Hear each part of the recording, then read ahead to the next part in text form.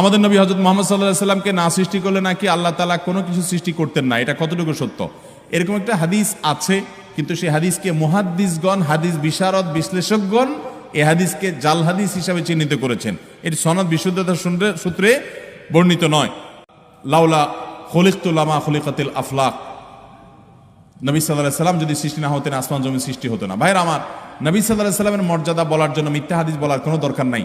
আল্লাহ তাআলা তার নবী সাল্লাল্লাহু আলাইহি সাল্লামকে, তার হাবিবকে এমনি মর্যাদা দিয়েছেন, তার জন্য ভুয়া হাদিস বানানোর কোনো দরকার।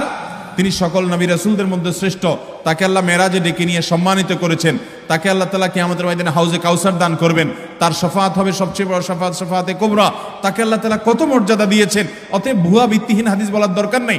বুখারীর হাদিসে আসছে, তিনি বলেছেন লা তুতরুনি কামা আতরাতিন নাসারা ইবনে মারইয়াম, খ্রিস্টানরা ঈসা আলাইহিস সালামের মর্যাদা বেশি বলতে গিয়ে ওনাকে আল্লাহর সন্তান বানায়া ঈমান হারা হয়ে গেছে। তোমরা আমার মর্যাদা বলতে গিয়ে এরকম সীমা লঙ্ঘন করবা